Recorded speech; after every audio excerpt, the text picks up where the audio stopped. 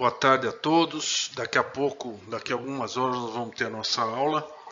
E eu agora vou gravar essa oitava aula que eu chamei de fontes de nitrogênio reativo. Só para lembrar vocês, o nitrogênio reativo é aquele que o próprio nome já diz, ele consegue reagir com outras substâncias. Esse nome se dá em contraposição ao N2 atmosférico, que está aqui mostrado, que tem uma ligação covalente, como nós já conversamos na aula passada, e ele é não reativo. Feita essa primeira observação do que é nitrogênio reativo, vamos rever rapidamente o ciclo do nitrogênio que nós vimos na aula anterior. Então, mais uma vez, o N2 atmosférico passa às plantas através da fixação biológica de nitrogênio. Essa fixação biológica de nitrogênio, essa planta eventualmente morre. Começa a decomposição dessa planta, se formam aminoácidos. Esses aminoácidos tornam-se nitrogênio orgânico dissolvido, que através do processo de mineralização se transforma em amônio. Esse amônio pode ser absorvido pela planta ou pode ser nitrificado até nitrato. Esse nitrato pode ser perdido por lixiviação ou por nitrificação, pode voltar na forma de NO ou N2, fechando assim o ciclo do nitrogênio. Então, se nós olharmos atentamente esse ciclo, nós vamos ver que a única entrada nova de nitrogênio que tem no sistema é através da fixação biológica do nitrogênio. Todas essas fases aqui são como se fossem uma reciclagem. Depois existem dois tipos de perda, que é a lixiviação e denitrificação. Mas nitrogênio novo só entra por fixação biológica do nitrogênio. Como vocês sabem, a fixação biológica do nitrogênio ela pode ser feita através da associação entre bactérias do gênero Rhizobium e plantas da superfamília Fabaceae, ou ela pode ser feita também por organismos livres como as cianobactérias ou bactérias do gênero Frankia. Muito bem, se nós considerarmos que a única entrada de nitrogênio novo no sistema é a fixação biológica de nitrogênio, nós vamos ver que todos esses nossos ancestrais aqui, a maioria deles obteve nitrogênio, já que nós somos heterotróficos, obteve nitrogênio através da fixação biológica de nitrogênio. E se nós julgarmos que os hominídeos já surgiram na Terra há 250 milhões de anos atrás, essa é a estimativa mais recente, nós vamos ver que até mais ou menos o advento do processo Haber-Bosch, que foi em 1913, nós tivemos pouco impacto, pouca influência no ciclo do nitrogênio. Nós começamos a ter uma influência, ou as civilizações, as sociedades começaram a ter uma tímida influência no ciclo do nitrogênio quando, há cerca de 10 mil anos atrás, o homem desenvolveu a agricultura. Mas o grande passo à frente, no sentido de alterar o ciclo do nitrogênio, foi com o surgimento do processo Haber-Bosch em 1913. Então nós vamos ver o que seria esse processo e na próxima aula como o homem teve a capacidade de alterar de forma tão radical o ciclo natural do nitrogênio. Então vamos lá. Há 10 mil anos atrás, não se sabe bem porquê, existem várias hipóteses, uma delas foi que o clima se tornou mais seco, com a disponibilidade de água diminuindo, as populações aumentaram. Não existe uma única hipótese que explique, mas o fato é que há cerca de 10 mil anos atrás, o advento da agricultura surgiu em várias partes do mundo, quase que ao mesmo tempo. Então, por exemplo, aqui nos Andes foram domesticados o mamão, que é o papaya, a batata, a abóbora, tomate. Na América Central, milho e mandioca, que são uma das principais culturas da América Central e da América do Sul. Na América do Norte, tabaco, que é uma cultura importante, ainda que do mal, mas é uma cultura importante. No Brasil, foram domesticadas a castanha do Pará, cacau, amendoim e outras plantas. Aqui na região, uma outra região importante de domesticação foi toda essa região que vai aqui desde da Índia, Oriente Médio e a Ásia do Sul, que várias culturas importantes como banana, ou não cultura, mas animais como frango, laranja, cachorro foi domesticado aqui provavelmente, se bem que ainda há incerteza nisso, os patos, que mais? Alface, sorry about that, e agora eu não consigo voltar. Nossa, então eu vou para frente aqui e depois eu volto naquele slide para explicar melhor. Enfim, há 10 mil anos atrás a agricultura começou a desenvolver em várias partes do mundo, inclusive na Amazônia. Né? Essa é uma fotografia é uma figura muito bonita feita pelo pessoal do INPA, né? do Charles Clement, que lá do Instituto Nacional de Pesquisa da Amazônia, que trabalha com domesticação de plantas na Amazônia. Ele fez esse grupo publicou esse trabalho com esse gráfico, essa figura muito bonita, mostrando que várias culturas ou várias frutas, várias castanhas foram domesticadas na Amazônia, né? incluindo cacau, mandioca, tabaco também foi domesticado. Existe um centro de domesticação de cacau aqui, guaraná, abacaxi, pimenta murupi e várias outras que ainda estão em dúvida, mas que podem ter sido domesticadas aqui, como cupuaçu e outras frutas como biribá, que são frutas mais da região Amazônia. Também batata doce parece que foi domesticada numa determinada região da Amazônia, e essa domesticação dessas plantas aconteceu mais ou menos 4 mil anos atrás. Então, inclusive na Amazônia, que a gente acha que é uma vastidão de floresta sem a presença do homem, sem uma grande influência do homem, hoje nós estamos vendo que a influência do homem foi muito grande. Né? Essas árvores aqui são castanha do Pará. Né? Provavelmente essa difusão de castanha do Pará pela Amazônia toda foi uma domesticação feita pelo homem. Então a agricultura surgiu há 10 mil anos atrás, em várias partes do mundo, inclusive há 5, 4 mil anos atrás, na região aqui da Amazônia, que a gente acha que é uma região intocada, que cada vez tem sido mostrado que, de forma alguma, a Amazônia não é uma região intocada, é uma região que, de uma certa maneira, foi modelada, entre aspas, pelo homem. E com o advento da agricultura, nós tivemos as primeiras formações, os primeiros aglomerados humanos. Né? Esse foi um dos primeiros achados que teve, é a cidade de Çatalhöyük, que fica na Anatólia, que a Anatólia é mais ou menos ali no sul da Turquia. Essa cidade é datada de 5.500 a 7.500 anos atrás. Aqui, olha, o sítio arqueológico é totalmente protegido, e aqui você tem várias figuras mostrando o início dessas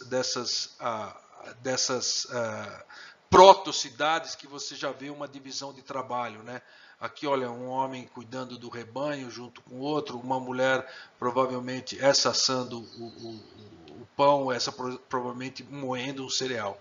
Mas o que isso mostra é que começou a haver uma divisão de trabalho. E essa divisão de trabalho só foi possível por causa da agricultura. Porque antes todo mundo saía para coletar alimentos. A família inteira. Então não tinha uma divisão de trabalho. Todo mundo saía para coletar. Quando era caça, eram mais os homens que saíam, as mulheres ficavam tomando conta da prole. Mas com a agricultura, o que eu faço com a agricultura? Nada mais é que a agricultura nada mais é que você concentrar uma grande quantidade de energia numa área relativamente pequena. Então, menos pessoas conseguem produzir uma quantidade de energia suficiente para alimentar uma população muito maior. Assim, tem pessoas que nem toda a população de um determinado aglomerado urbano precisa se dedicar à agricultura, pode se dedicar a outras tarefas. E isso começou a imprimir nas sociedades primordiais uma divisão de trabalho. Por exemplo, algumas pessoas se especializaram em moer o trigo, outras em fazer pão. Esses eram os protos-padeiros, né? Foram os primeiros padeiros que existiram na humanidade. Existiam aqueles que se especializaram em negociar, em comercializar grãos. Outros se especializaram em fazer cerca. Outros se especializaram em fazer forno de barro. E assim as sociedades foram se estruturando. Com o tempo, alguns se especializaram em ser políticos, outros em ser reis, outros em começar a roubar a produção estocada de alguma pessoa. Então nós começamos a ter essa divisão do trabalho. Começamos a ter diferentes tarefas dentro da sociedade. E essa é a base da nossa civilização. Até hoje nós temos uma grande divisão de tarefa, cada vez mais especializada. Então a agricultura é que deu condição para que houvesse essa divisão de trabalho e essa estruturação da sociedade.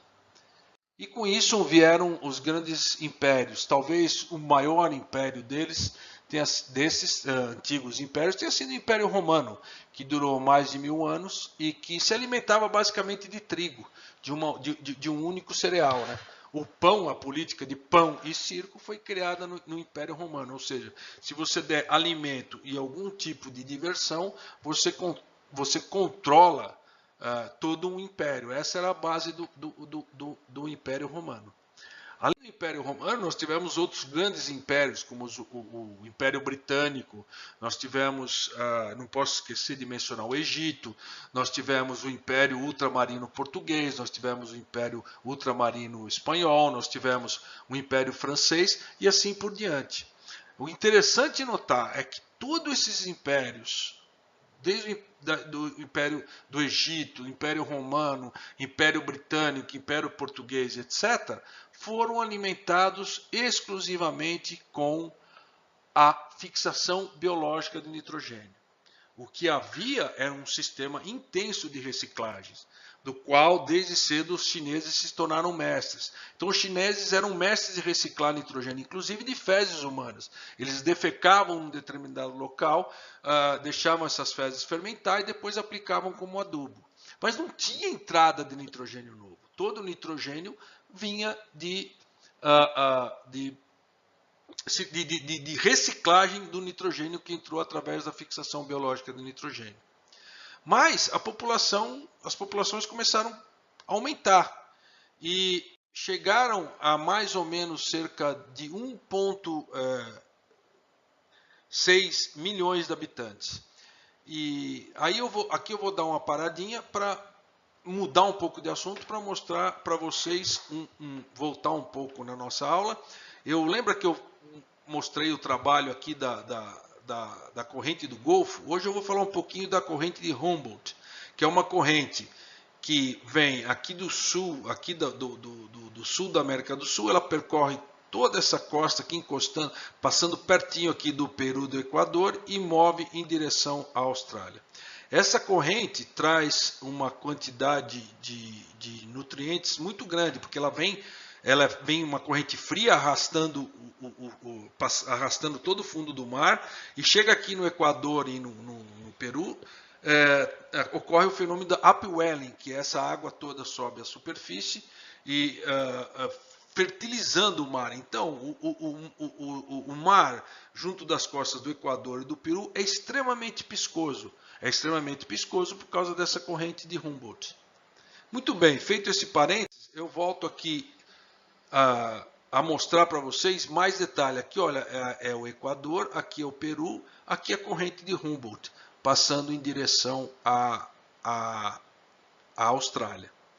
Muito bem, isso posto, eu queria mostrar para vocês que a caminho dessa corrente de Humboldt tem essas pequenas ilhas aqui que ficam perto da cidade de Pisco, no Peru.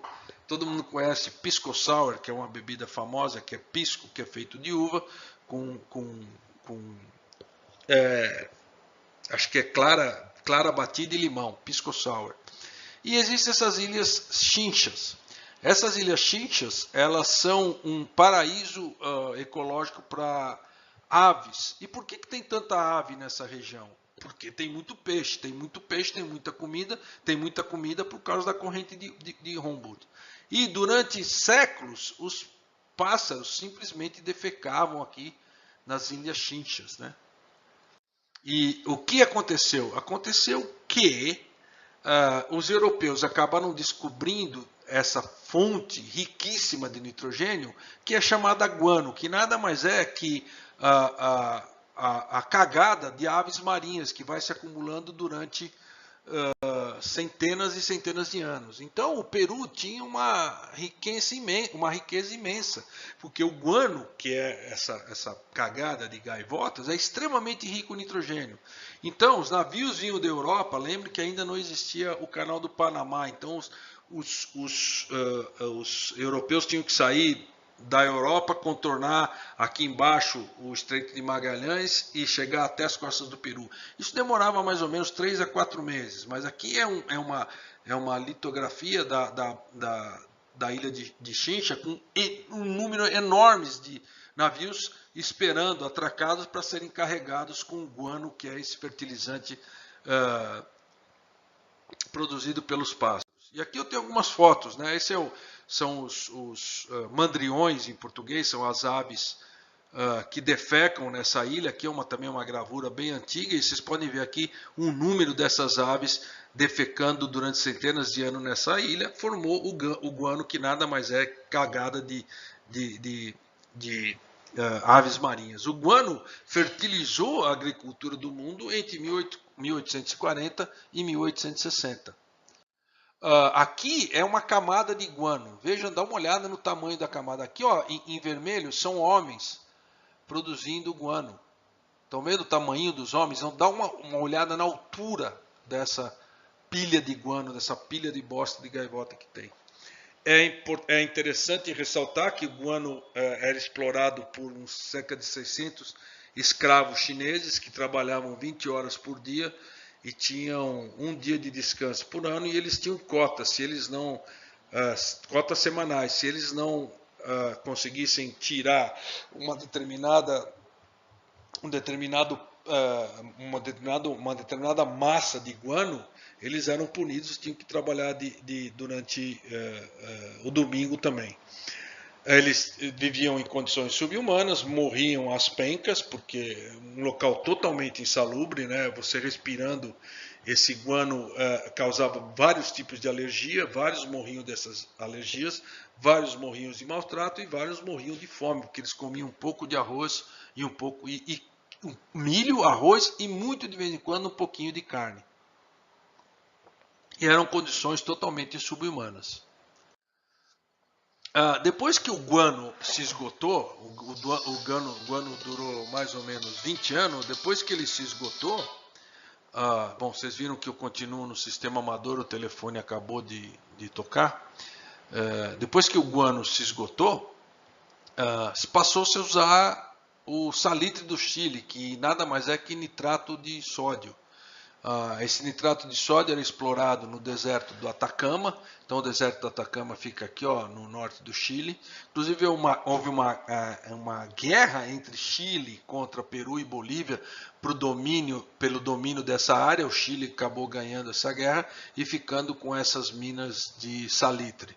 Aqui é um panorama de uma mina, de uma área de exploração de salitre. Aqui uma usina abandonada de salitre. E aqui os salitreiros, os caliteiros, porque o salitre também é chamado de caliche, que exploravam essas camadas de salitre que ficavam a cerca de 2, 3 metros de profundidade do solo. Não preciso dizer que as condições desses trabalhadores elas eram melhores dos que os chineses que trabalhavam no guano, mas muito também uma condição duríssima. Para variar, os trabalhadores são sempre o que ficam com a pior parte do negócio. Essa exploração do salitre era feito pelas grandes potências no mundo, naquele tempo, principalmente Alemanha, Inglaterra, França e Estados Unidos. Essa é uma das cidades da costa chilena, que era chamada Costa do Salitre, Taitales, a cidade. Esse é o John Thomas North, que foi o rei do salitre. Ele ficou bilionário com a exploração de salitre, só que depois o preço do salitre caiu abruptamente. Em vez de ficar milionário, ele ficou apenas um homem licenciado. A exploração mais intensiva do salitre era feita pelos alemães, porque os alemães têm solos pouco férteis, não têm muita área e precisavam, de qualquer forma, de explorar, de buscar salitre no Chile. E eles tinham uma frota especializada, como esse navio aqui que vocês veem, com vários mastros. Era o Lines Flying P. Esse navio era tão eficiente que eles podiam percorrer esse caminho. O recorde foi Alemanha até a costa do Chile em 65 dias. E essa é a costa do nitrato aqui do Chile, ó, fica nessa região aqui. Então os navios tinham que dar toda essa volta para pegar aqui o nitrato, já que não tinha o Canal da Mancha. Essa situação mudou. Desculpa, aqui ainda é a exploração do salitre, né? Então, ó, aqui foi o fim do guano. O guano em 1860 acabou, findou, começou a exploração do salitre, e a exploração do salitre foi mais ou menos até 1900, né? Aqui é uma unidade chamada quintais espanhóis, milhares de quintais espanhóis. É a massa, né, do salitre que era explorado. E nesse tempo, em 1900 e pouco, 70% do fertilizante nitrogenado do planeta vinha do salitre. Mas o salitre, como o guano, um dia iria terminar. Era um fim inexorável desse tipo de exploração. Não era uma coisa sustentável a longo prazo. E pensando nisso, em 1898, William Crookes ele tomou posse como presidente da Academia Britânica de Ciência, que naquele tempo chamava British Association for the Advancement of Science. E o seu discurso foi extremamente contundente, no sentido que ele falou que a Inglaterra e as nações civilizadas do mundo, civilizada entre aspas, não teriam comida suficiente. Porque ele entendia que nem guano, nem salitre seriam... O guano já tinha acabado quando ele deu esse discurso, e o salitre também um dia iria findar. E ele falou que a única esperança da humanidade é se a química, a disciplina química, pudesse vir salvar a humanidade e fixasse nitrogênio do ar. Ou seja, pegasse o nitrogênio do ar e tornasse ele reativo. Ou seja, alguém que descobrisse como tirar essa abundância de nitrogênio inerte do ar e tornar ela uma forma reativa. Ou seja, ele estava falando dos fertilizantes minerais. Depois essa fala do Crookes foi muito bem aceita. Ele até publicou um livro depois sobre isso. Ele se tornou um cientista ainda mais famoso por essa profecia que ele fez. Houve uma corrida atrás de se tentar elaborar um método que pudesse tirar nitrogênio do ar, fixar nitrogênio do ar numa forma reativa. A Alemanha era um dos países mais interessados, porque, de novo, ela tinha um solo infértil, não tinha muita terra disponível e precisava, mais que qualquer país, do nitrato do Chile. Mas o nitrato do Chile, é o nitrato, o salitre do Chile, ela sabia que não era uma forma sustentável. Então houve um grande esforço dos químicos alemães para tentar converter o N2 atmosférico em amônia. E isso foi feito em cerca de 1911 pelo Fritz Haber, que foi um cientista, um químico alemão que viveu entre 1868 e 1934. O Fritz Haber, como vocês vão ver, foi uma das figuras mais interessantes da história científica do planeta, né? E o que o Fritz fez, basicamente, foi colocar uma pressão de 200 atmosferas, uma temperatura de 400 graus e um catalisador apropriado que fizesse essa reação acontecer. Lembre-se que as bactérias do gênero Rhizobia, por exemplo, é exatamente essa reação que elas fazem em simbiose com uma planta leguminosa. O homem, para fazer essa mesma reação, teve que gastar uma quantidade imensa de energia, né? Como eu falei, 200 atmosferas e 400 graus Celsius. Aqui é uma fotografia do Haber trabalhando com um auxiliar num laboratório. E essa é o protótipo que ele fez de fixar nitrogênio. Aqui o nitrogênio e o hidrogênio eram coletados aqui, eram submetidos a pressão e atmosfera altíssimas. Aqui era um condensador e o amônio, o NH3 acabava saindo por aqui. Só que, veja bem, isso aqui é do tamanho de uma mesa. Uma coisa é você produzir amônio nessas condições. Desculpa, amônio é NH4, NH3 é amônia. Outra coisa é você produzir amônia nessas condições de uma planta, de uma fábrica. Essa é a planta de Opal, na cidade de Opal, na Alemanha. Ela fica na Alemanha e ela pertencia à BASF, uma empresa alemã que existe até hoje. Quem conseguiu transformar esse protótipo numa escala industrial de produção de amônia foi esse senhor aqui, Carl Bosch, outro químico alemão que viveu entre 1874 e 1940. Essa aqui é a instalação desse reatorzinho aqui, ó. Olha o tamanho do reator. Para poder aguentar a pressão de 200 atmosferas e 400 graus. Não existia equipamento.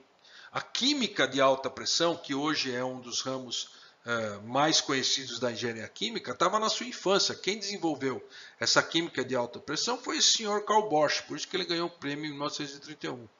E com essa firma de Opal começou a fabricação de fertilizantes nitrogenados. Então esses dois senhores, Haber e Bosch, libertaram o homem do jugo da fixação biológica natural e tomaram para a humanidade o poder de extrair do ar nitrogênio e transformar ele em nitrogênio reativo. Essa amônia acabava sendo convertida em sulfato de amônia, que é o primeiro fertilizante nitrogenado mineral fabricado.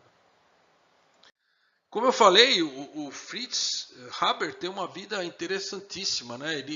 Ninguém sabe se ele...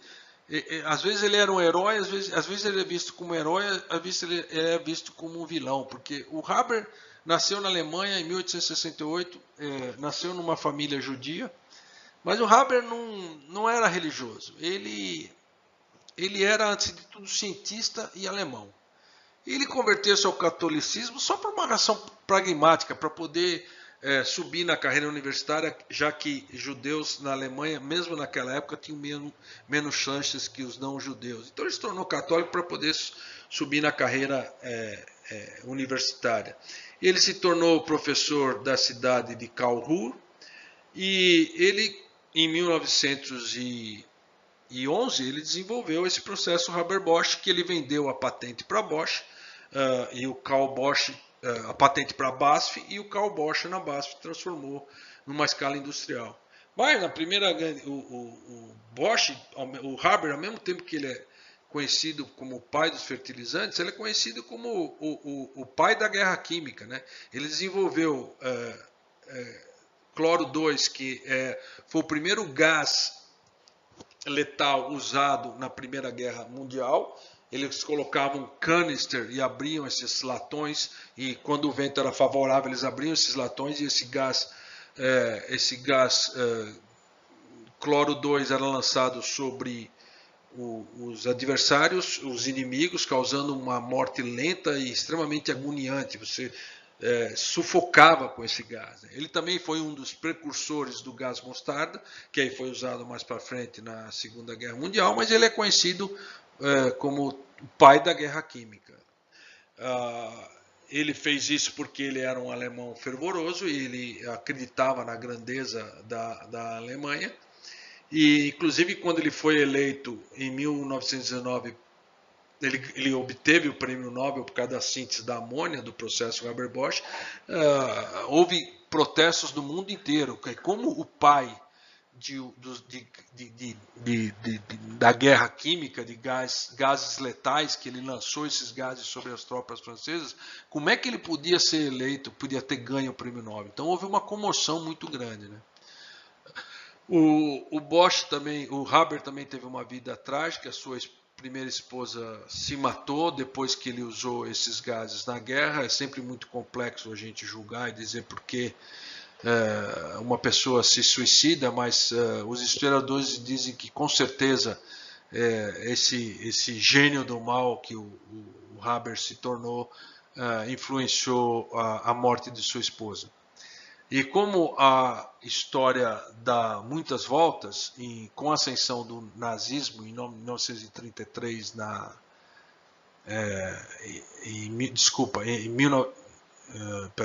em 1931, com essa ascensão do nazismo, ele foi despedido de um instituto chamado Instituto Dahlem, que ele era o diretor desse instituto, onde tinham vários cientistas judeus. Ele foi simplesmente despedido porque ele era alemão e o Hitler não queria que nenhum judeu alemão tivesse um cargo tão importante. Ele ficou extremamente magoado, saiu pelo mundo pedindo emprego, obteve um emprego em Cambridge, mas chegou a trabalhar pouco tempo e veio a falecer. Antes dele falecer, ele voltou, assumiu que ele era judeu e ele até pensou em ir no Instituto Weizmann, que estava sendo recém-criado em Israel, mas ele acabou morrendo antes. E também por uma dessas contingências da história, o Zyklon, que foi o gás utilizado pelos nazistas no campo de concentração, foi desenvolvido pelo Haber como inseticida. Então, o Haber foi o pai da guerra química, dos gases letais, e esses gases letais acabaram sendo usados contra o seu próprio povo, né? Então é uma vida extremamente intensa, uma vida extremamente cheia de indas e vindas, né? Que por um lado ele foi um herói, um gênio, criando a ciência da amônia. Por outro lado, ele foi uma pessoa, não, acho que não tem outra palavra, ele teve foi uma pessoa do mal, do lado negro da força, sintetizando esses gases mortais que hoje são, por exemplo, usados na Síria, como a gente viu algumas semanas atrás. O Karl Bosch era um químico alemão genial. Ele tornou o processo industrial síntese da amônia, e essa síntese da amônia na Primeira Guerra Mundial foi usada também para explosivo, porque a amônia pode ser convertida em ácido nítrico, que ácido nítrico é o precursor de vários explosivos, mas aí ele não tinha o que fazer, o país dele estava em guerra, ele era alemão, ele teve que converter a planta de opal, aquela que eu mostrei para vocês, não só para produzir amônia, mas também para produzir ácido nítrico. Mas ele era genial, porque ele também começou a produzir gasolina a partir de carvão mineral, que ele sabia que a Alemanha não tinha muitos recursos para obter gasolina, mas a Alemanha tem muito carvão mineral. Então ele criou um sistema para transformar em escala industrial, tudo em escala industrial, transformar a gasolina em carvão mineral. Ele também sintetizou borracha sintética. A Alemanha era dependente da borracha que tinha na Malásia e no Brasil, muito mais na Malásia que no Brasil. E para resolver esse problema ele acabou sintetizando borracha, fazendo borracha sintética. Ele foi diretor-presidente da BASF, que é essa empresa que tem a primeira patente do processo Haber-Bosch. Depois ele foi diretor-presidente da Faben, que a Faben é um conglomerado de empresas químicas na Alemanha que se uniram para fazer essa planta de transformar carvão mineral em gasolina. Ele recebeu o prêmio Nobel em 1931. E no começo, que os nazistas foram alçados ao poder, ele procurou Hitler porque ele precisava de dinheiro para terminar essa planta que convertia carvão mineral em gasolina e a planta de borracha sintética. É lógico que os nazistas tinham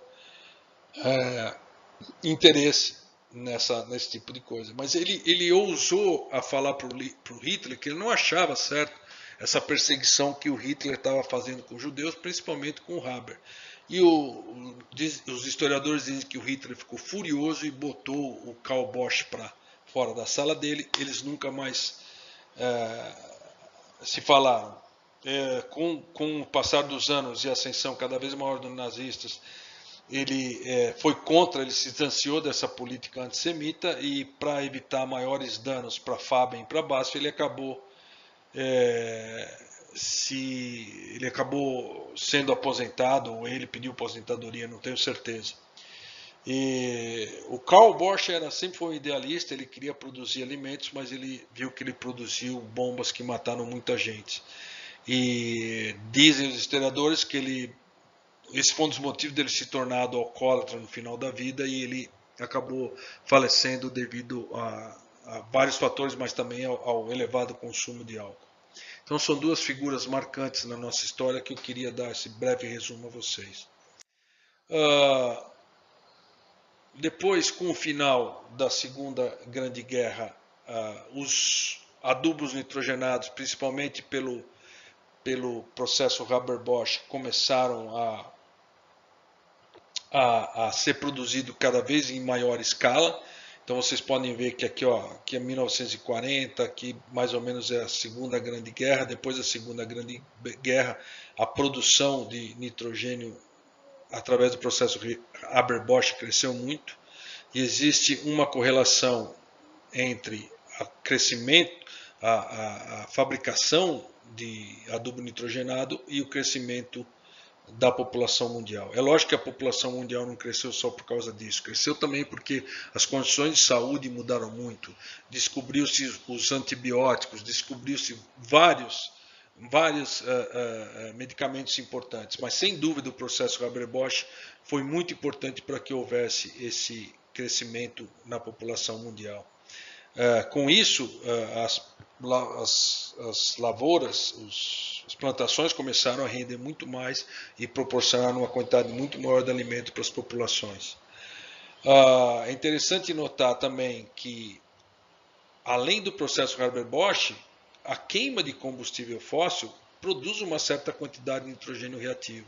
Então, toda vez que você tem um carro a gasolina e acelera esse carro, ele produz uma quantidade de nitrogênio reativo para a atmosfera, mas isso não é intencional. No processo Haber-Bosch, nós produzimos amônia de uma maneira intencional, com o fim de fazer nitrogênio, de fazer adubo nitrogenado. Mas aqui, no caso da queima de combustível fóssil, não é nada intencional, é uma coisa que ocorre. Outra forma que a humanidade também se tornou nitrogênio disponível ou reativo, essa linha azul aqui, ó, esse não sei, não sei como chama esse azul, é azul naval talvez, sei lá o nome, mas enfim, essa linha azul aqui, olha, ela mostra o nitrogênio reativo sendo criado pelo cultivo de plantas que fixam nitrogênio, como soja. Mas você não falou, eu não falei que fixação pela planta é uma coisa natural? Sim, é natural, mas quando você tira uma floresta ou um cerrado e põe uma soja, você não é mais nada natural. O homem é que mudou aquela paisagem e por acaso colocou uma planta que fixa nitrogênio, no caso da soja até 200 kg de N por hectare. Então, quando você tira um ambiente natural e coloca uma planta fixadora, você aumenta a quantidade de N reativo disponível para os ecossistemas. Outra forma de você colocar nitrogênio reativo no sistema é que existem vários processos industriais que também, sem querer, acabam fixando o nitrogênio, né? Acabam tornando reativo, acabam tirando da N2 da atmosfera e jogando ele de volta para a atmosfera, mas de uma forma reativa. Mas, de longe, o mais importante é esse aqui, ó, o processo de Haber-Bosch. Interessante notar que essa linha aqui, olha, é a fixação biológica natural que ocorre no planeta terrestre, que sempre foi aqui em torno de 125 teragramas de nitrogênio por ano, né? Então vocês vejam que mais ou menos na década de 80, o processo de Haber-Bosch, nossa, agora que eu vi, eu falei uma coisa errada. Esse aqui é o total, é a soma desses três aqui, ó. Esse azul clarinho, essa fixação industrial, é exatamente o processo de Haber-Bosch. Nossa, fiz um erro clássico aqui, um erro crasso. Então aqui é queima de combustível fóssil, isso aqui é cultivo de leguminosas, esse aqui é o processo Haber-Bosch. Esses três são a soma, certo? Então a soma desses três, na década de 80, resultou numa quantidade de nitrogênio reativo maior que a fixação natural de nitrogênio. Ou seja, nós tomamos para nós o papel de produzir mais nitrogênio reativo do que a própria natureza produzia. E só reforçando, essa linha azul escura aqui é a população mundial. Então vocês vejam que existe uma correlação boa entre a quantidade total de N reativa criada pelo homem e a população e o aumento da população humana, principalmente pelo processo Haber-Bosch, que é esse aqui, pela produção de adubo nitrogenado e consequentemente mais alimentos. Aqui é o mesmo gráfico, esse aqui é o mesmo gráfico que eu mostrei anteriormente, só que esse vem de um trabalho muito interessante da Science, que se vocês tiverem interesse de ler, mas é a mesma coisa. Aqui é nitrogênio teragrama por ano, e aqui é a população. Então vocês podem ver que existe uma excelente correlação entre o uso de nitrogênio fertilizante nitrogenado e o aumento da população humana. Muito bem, vamos fazer, como a maioria de vocês não vem da agronomia, mas vem da gestão ambiental, vamos só rever algumas coisas.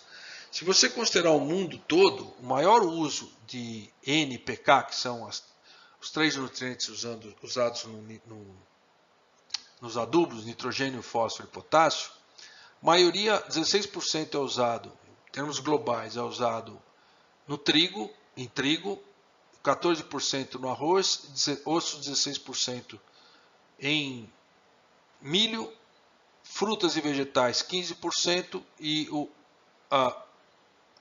algodão 4%, oleaginosas 11% e outros cereais 5%.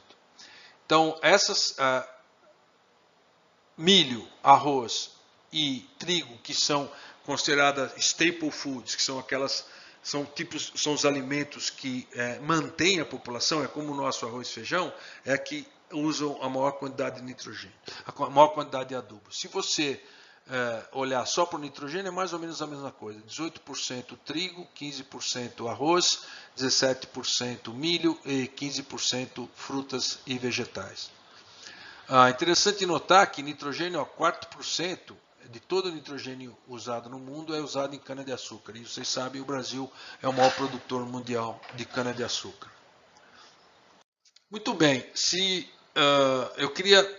o que eu quero mostrar nessa figura é que esses são os principais centros de consumo de adubo no mundo. Então, são 5 mercados que as indústrias de fertilizante olham com todos carinho. Esses mercados são Estados Unidos, a Europa Central e Oeste da Europa, Rússia, China, Índia e Brasil.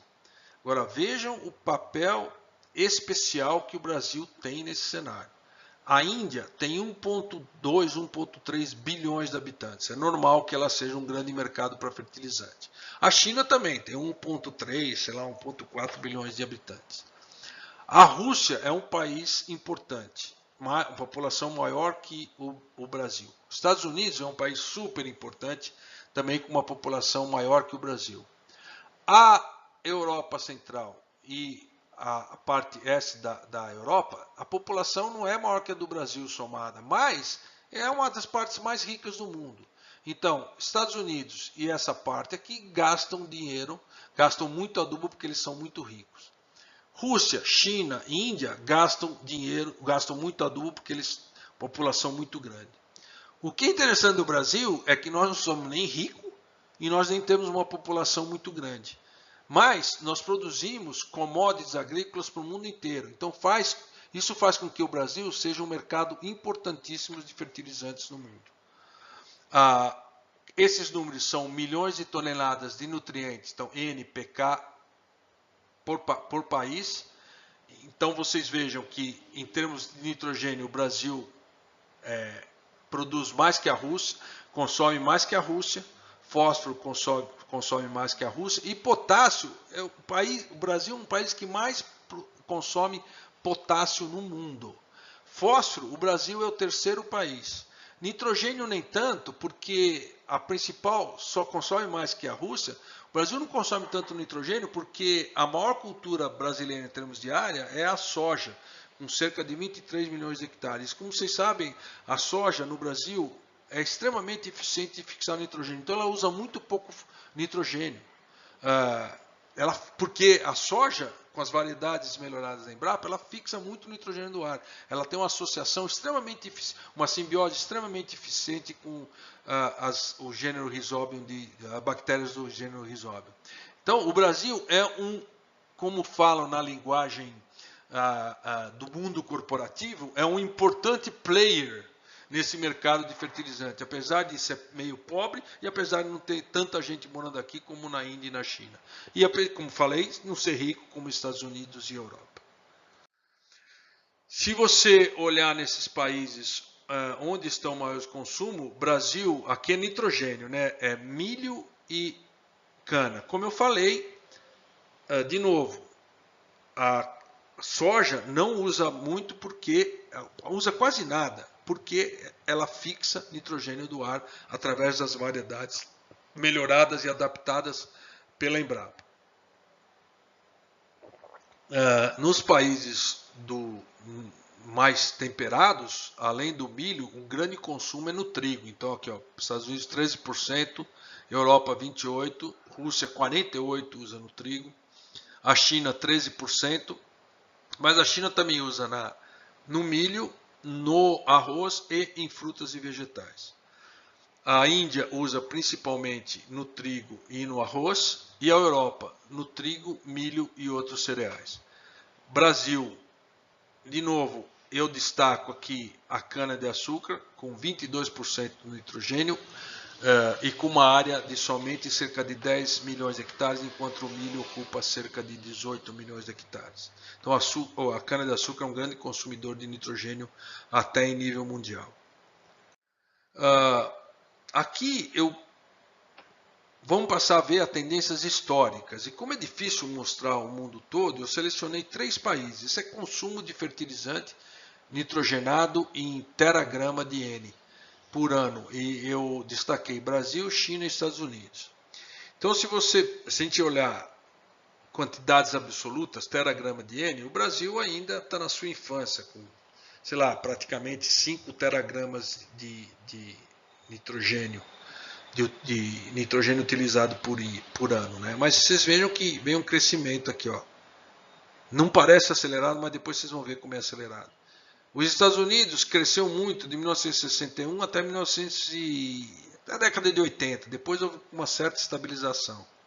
E a China, ó, dá uma olhada, ela quase não usava fertilizante nitrogenado, depois ela deu essa rampada aqui. Ó, é o crescimento mais espetacular no uso de nitrogênio no mundo.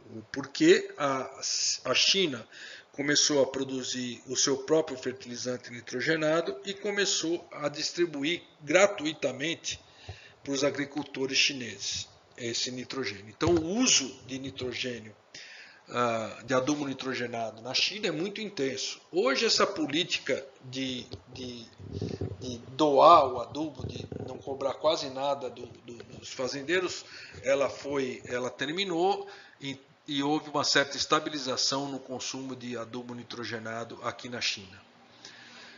Só um detalhe: os Estados Unidos e a China produzem quase todo o nitrogênio que eles utilizam. O Brasil produz somente 10%, 90% tem que ser importado. Então o Brasil, apesar de ser um grande usuário de adubo nitrogenado no mundo, ele importa quase 90%. O que não é algo saudável para a agricultura brasileira, porque o preço do adubo nitrogenado sofre com as flutuações do dólar. Então, ainda que quando a taxa do dólar sobe, favoreça os exportadores, porque o produto agrícola brasileiro se torna mais barato, penaliza também os agricultores brasileiros, porque o preço do adubo, com certeza, principalmente o adubo nitrogenado, vai subir. Aqui eu destaquei o Brasil, que na figura anterior não parece um aumento muito grande, mas aqui de novo é teragrama, é só o Brasil. Ó. Olha o aumento vertiginoso. É uma exponencial. Depois de 2008 houve uma crisezinha, houve uma queda. Eu acho que isso aqui é a nossa recessão econômica, mas acho que isso aqui logo vai subir novamente. Se a gente puser o crescimento relativo, quanto que adotando em 1961 zero, então é o crescimento relativo de cada país a 1961, o maior crescimento foi o Brasil, com quase 70%. A China 30% e os Estados Unidos cresceu muito pouco, porque ele já era grande. Mas em termos de crescimento, o Brasil é primeiro do mundo, é nóis, mano. De novo, crescimento relativo, zero, eu assumi a quantidade zero em 1961 e vim fazendo ano a ano esse crescimento. Então o Brasil cresce a uma velocidade assustadora no uso de adubos nitrogenados. Aqui é a quantidade, só para vocês terem uma ideia quanto se usa por hectare, né, a quantidade de uso de nitrogênio por hectare, vocês podem ver que a intensidade de uso por hectare é muito maior nos outros países do que no Brasil. O Brasil, por hectare, usa uma quantidade muito menor, simplesmente porque nós não temos dinheiro para comprar adubo. Como eu falei, o nitrogênio é 50%, 100% é importado, fósforo 50% é importado, e potássio eu sei que uma grande quantidade é importada, mas eu não sei quanto, eu preciso rever. Então a intensidade de uso é muito menor, mas como a área é muito grande, a quantidade absoluta de nitrogênio utilizada no Brasil é muito grande, mas por hectare ela é menor que nos outros países. Né? Como eu falei, soja é muito pouco, milho 54, cana 65, café usa mais, usa 250 quilos de adubo por hectare, mas como a área do café é menor, não tem um impacto tão grande. Mas na China, olha, quando aqui é uma média que vocês podem ver que em 2011, 2012 o fertilizante ainda era doado nessa época. Vejam, olha, 150 quilos por hectare, 170 quilos por hectare, 190 quilos por hectare, mais que inclusive que na Europa. Como eu falei, isso aqui é a exportação de ureia, que é o principal adubo nitrogenado usado no Brasil, né? Os maiores exportadores são China, Catar, Rússia, Arábia Saudita, Omã, Irã, e o Brasil é o terceiro maior exportador, atrás da Índia e Estados Unidos. Como eu falei, o Brasil é um importante player não só pelo uso, mas também porque ele importa a maior parte do seu nitrogênio. Não preciso dizer que isso não é uma situação confortável para o Brasil em termos de geopolítica de forma alguma. Mas essa informação geralmente nunca é muito dita para a gente claramente. Né? Só vendem as panaceias do agronegócio, mas não vendem essa dependência perigosa que nós temos do exterior. Aqui é só um gráfico mostrando um mapa mundi com os fluxos de ureia. Né? Então, a quantidade enorme que o Brasil importa de nitrogênio de várias partes do mundo. Voltando então à produção de nitrogênio em relação à população, né? Aqui de novo é a população total em preto que está nesse gráfico, processo Haber-Bosch, as leguminosas e combustíveis fósseis. Como eu falei, mais ou menos em 1975-80, o total de fertilizante fixado ultrapassou o natural, que está mais ou menos aqui nesse range, né? Então o mundo se tornou autossuficiente em produzir nitrogênio para o seu próprio uso. Mas o nitrogênio é como remédio. Se você usar ele na dose certa, ele é um bem. Se você usá-lo na dose errada, ele é um mal. Ele te faz mal. Isso porque o uso do nitrogênio nas cadeias alimentares é muito ineficiente. Olha, aqui é produção, processo Haber-Bosch. Vamos supor que foram produzidos 100 o que você quiser. 100 toneladas de nitrogênio, de adubo nitrogenado, 100 unidades, 100 grãos, o que você quiser. Desses 100, efetivamente aplicados, são 94. Há uma perda de 6% no transporte e na aplicação. Aqui que é o X da questão. Ó. Esse aqui é que é o problema maior. Vejam.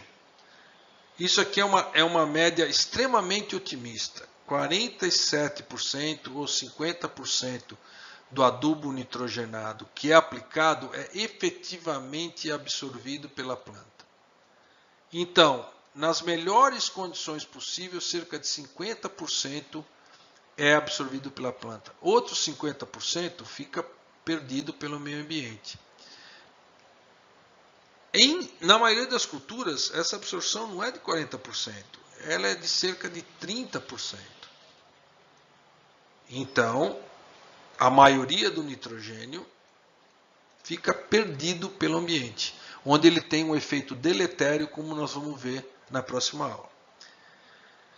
Do que é absorvido, existem perdas na colheita, nem tudo, você não colhe o pé de milho, você colhe só a espiga de milho, por exemplo, 31% é colhido. Desses 31%, 26% há uma perda de 5%, só 26% são transformados efetivamente em alimento. Da transformação de elemento existe uma perda importantíssima, que é desde a armazenagem, desperdício de comida, problemas com pragas, problemas com insetos. Só 14% é consumido. Então, cada 100 toneladas de nitrogênio que eu produzo, somente 14% acaba sendo armazenado no corpo humano por um determinado tempo. Por um determinado tempo, porque por exemplo, se eu viver 70 anos, depois de 70 anos, esses 14 vão voltar para a natureza. O que significa que nos sistemas alimentares do mundo, o nitrogênio, a maioria deles se perde para o meio ambiente. E como vamos ver na aula que vem, o nitrogênio solto no meio ambiente não é bom negócio para ninguém. Isso é uma cadeia vegetariana. Se a gente colocar um animalzinho aqui, seja ele porco, galinha ou boi, eu tenho que desviar parte do nitrogênio na forma de ração para o animal aqui. E o problema é que, no caso do boi, eu preciso 8 kg de capim para produzir 1 kg de carne. No caso do porco, eu preciso de 4 kg de alimento para produzir 1 kg de carne de porco. O mais eficiente são os peixes, que é 1,2 para 1. Mas a maioria dos animais é muito perdulária. Eu preciso comer muito para produzir carne. Mas por quê? Porque eu gasto muito com o metabolismo do animal. Então, muito do que o animal come é perdido em calor, é perdido no metabolismo basal. Uma pequena parte vai ser estocado na forma de carne. E essa parte é que vai ser consumida pelos humanos. Então, aqui na cadeia carnívora é pior ainda. De 100 toneladas ou 100 quilos de nitrogênio que eu produzo, só 4 é consumido. E nós sabemos que esse 4, quando eu morrer, aqui está errado, né? Aqui é 4. Somente esse 4, quando eu morrer, esse 4 vai voltar de novo para o meio ambiente. Então, tanto uma cadeia vegetariana, vegana, como uma cadeia carnívora é extremamente perdular em nitrogênio. Sendo extremamente perdular em nitrogênio, esse nitrogênio vai ficar disponível no ambiente, no meio ambiente e, como nós vamos ver a aula que vem, vai ocasionar uma série de problemas. Aqui é só para mostrar que cada vez mais o mundo está consumindo carne, principalmente na Ásia, na China, o consumo de carne per capita está aumentando. E vocês podem ver aqui a ineficiência dos animais, né? Galinha 2 vezes, porco 4 vezes mais alimento e boi 7 a 8 vezes mais alimento. Então o consumo de carne, em termos de sanidade do planeta, não é bom para ninguém. Seria melhor que todos fôssemos vegetarianos. Mas isso não vai acontecer, não aconteceu comigo. Eu diminui muito o meu consumo de carne, principalmente vermelha, mas não só porque eu sou bonzinho, mas também porque o meu colesterol estava nos tampos, né? E só para mostrar que existe uma relação interessante entre o GDP, que é o PIB, o Produto Interno Bruto, número quantidade de dólares por pessoa, e consumo de carne.